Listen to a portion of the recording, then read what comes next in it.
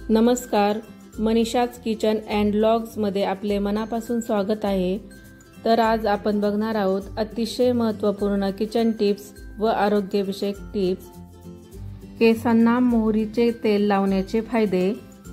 1. आठवड्यातून किमान 2 वेळा मोहरीचे तेल लावल्याने केस घनदाट होतात, तसेच केसांची वाढही उत्तम होते। मोहरीच्या तेलामध्ये थोडा ओवा, मेथीदाणे, काळी मिरी चांगली उकळवून घ्या। हे उकळलेले तेल गाळून थंड करा। हे तेल नंतर केसांच्या मुळाशी लावून किमान 10 ते 15 मिनिटे मसाज करावा, फरक जाणवेल। केसांच्या चांगल्या वाढीसाठी पुरेसे पोषण मिळणे आवश्यक आहे आणि त्यासाठी मोहरीचे तेल वापरू शकता। आठवड्यातून एकदा मोहरीच्या तेलाने मालिश केल्यास केस मुळांपासून मजबूत होतात।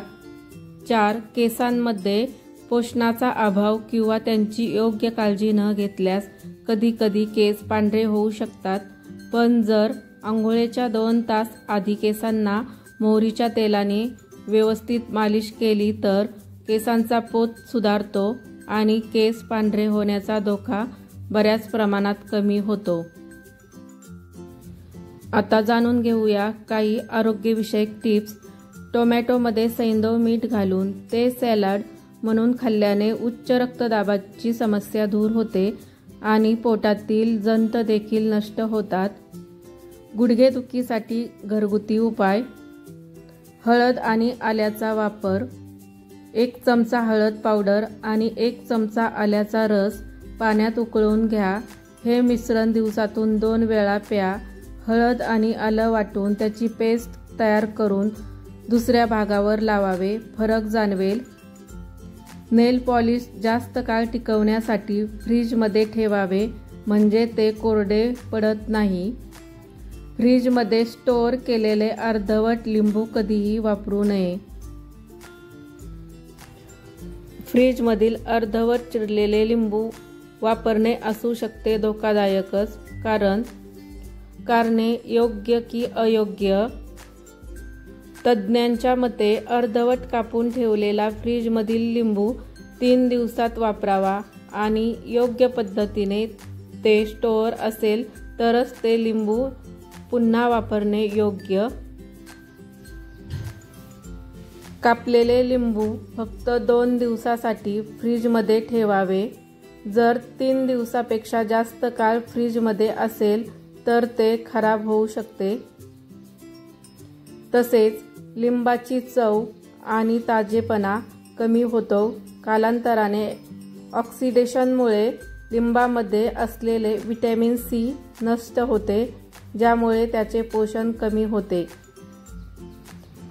याशिवाय 3 दिवसांनी लिंबाच्या कापलेल्या भागावर बॅक्टेरिया किंवा बुरशी जमा होते, ज्यामुळे पोटाच्या अनेक समस्या उद्भवू शकतात। जर फ्रीजमध्ये ठेवलेले लिंबू विचित्र दिसत असेल किंवा त्यातून दुर्गंधी येत असेल तर ते अजिबात वापरू नये।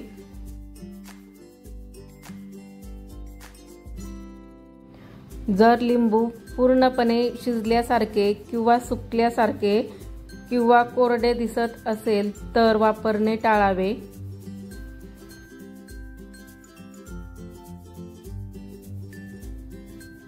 लिंबावर पांढरी किंवा हिरवी बुरशी दिसली तर ते वापरू नये, हे बुरशीजन्य संसर्गाचे लक्षण आहे। 8.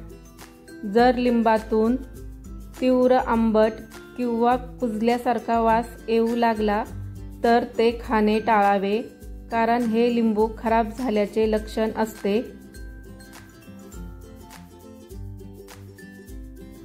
अर्धवट कापून ठेवलेले लिंबू फ्रीजमध्ये स्टोअर करण्याची योग्य पद्धत। लिंबाचा कापलेला भाग हवेच्या फारसे संपर्कात येऊ नये म्हणून क्लिंग फिल्म किंवा फूड ग्रेड प्लॅस्टिक रॅपने झाकून ठेवावे। त्याचबरोबर आपण कापून ठेवलेले अर्धे लिंबू हवाबंद डब्यातही स्टोअर करून ठेवू शकतो।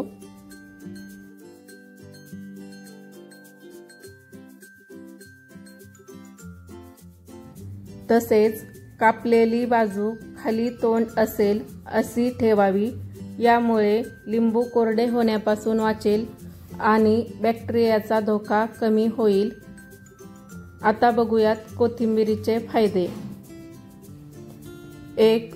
कोणताही खाद्यपदार्थ कोथिंबिरीने सजवल्यावर खूप छान दिसतो, पण या कोथिंबिरीत मोठ्या प्रमाणात पौष्टिक घटक असतात।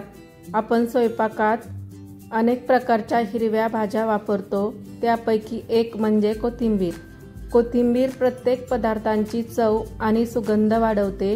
ही पाने केवळ चवच वाढवत नाही, तर शरीरासाठीही खूप फायदेशीर असतात। 2. आयुर्वेदात कोथिंबीर हे औषध मानले जाते। आयुर्वेदिक आरोग्य तज्ज्ञ म्हणतात की कोथिंबीर अनेक पारंपरिक वैद्यकीय पद्धतींमध्ये वापरली जाते। आहार तज्ज्ञांच्या मते कोथिंबीर ही आरोग्यासाठी फायदेशीर आहे, तसेच औषधी गुणधर्मांनीही समृद्ध आहे। कोथिंबिरीमध्ये पौष्टिक गुणधर्म, दाहक विरोधी, प्रतिजैविक, अँटीऑक्सिडंट्स गुणधर्म आहेत। 3. तज्ज्ञांच्या मते कोथिंबीर रक्तातील साखरेवर नियंत्रण ठेवते आणि पचनसंस्था, यकृत व मूत्रपिंडाचे कार्य सुधारते। त्यात असलेले अँटीऑक्सिडंट्स आणि डिटॉक्स गुणधर्म शरीराला आतून स्वच्छ करण्याचे काम करतात। कोथिंबिरीच्या पानांमध्ये आवश्यक जीवनसत्वे आणि खनिजे भरपूर प्रमाणात असतात।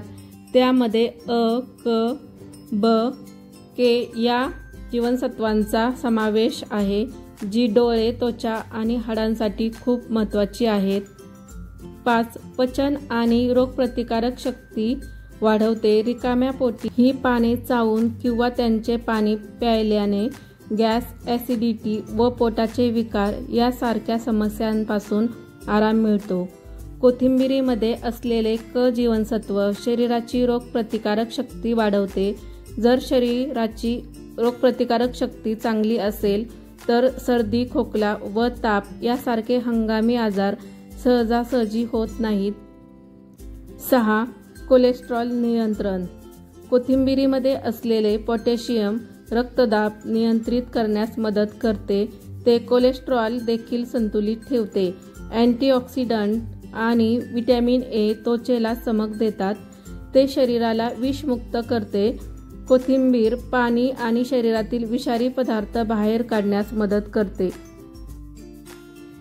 त्याचसोबत कोथिंबिरीमध्ये असलेले फोलेट, कॅल्शियम, पोटॅशियम, लोह आणि मॅग्नेशियम यांसारखे घटक देखील त्यात आढळतात। हे घटक आरोग्यास खूप फायदेशीर असतात। कोथिंबिरीचे पाणी शरीरातील विषारी पदार्थ बाहेर काढण्यास मदत करते। कोथिंबीर यकृत आणि किडनीला सुरळीतपणे काम करण्यास मदत करते। कोथिंबिरीमध्ये असलेले फोलेट गर्भवती महिला आणि त्यांच्या पोटातल्या बाळाच्या आरोग्यासाठी आवश्यक आहे। गर्भधारणेदरम्यान तो पोषक घटकांचा चांगला स्रोत आहे, त्यामुळे कोलेस्ट्रॉल देखील संतुलित राहते। त्यात असलेले अँटीऑक्सिडंट्स आणि व्हिटॅमिन ए त्वचेला चमक देतात। कोथिंबिरीच्या जास्त सेवनाचे तोटे। कोथिंबिरीच्या जास्त सेवनामुळे काही लोकांमध्ये त्वचेवर पुरळ उठणे, श्वास घेण्यास त्रास होणे किंवा पोटदुखी यांसारखे ॲलर्जीचे त्रास होऊ शकतात। तसेच मूत्रपिंडावरही याचा परिणाम होऊ शकतो। त्यामुळे याचे फायदे असले तरी याचे सेवन योग्य प्रमाणात करणे गरजेचे आहे। कोथिंबिरीचे सेवन कसे करावे? जेवणात कोथिंबिरीची ताजी पाने बारीक चिरून भाजी, डाळ, कढी, सूप किंवा इतर पदार्थांमध्ये टाकून खाऊ शकता। चटणी बनवू शकता।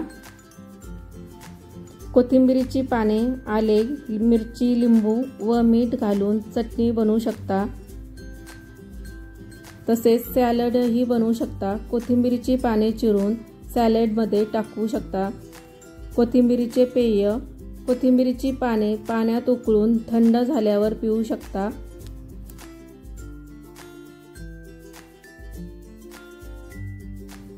व्हिडिओ पूर्ण पाहिल्याबद्दल मनापासून आभार। तर आजच्या स्पेशल किचन टिप्स आणि आरोग्यविषयक टिप्स कशा वाटल्या त्या कमेंट्स करून नक्की सांगा। व्हिडिओ आवडला असेल तर लाईक करा। असेच नवनवीन व्हिडिओ व किचन टिप्स पाहण्यासाठी चॅनलला सबस्क्राईब करा आणि आपल्या मित्रमैत्रिणींना शेअर करा। तर पुन्हा भेटूया अशाच नवीन व्हिडिओ सोबत। तोपर्यंत धन्यवाद।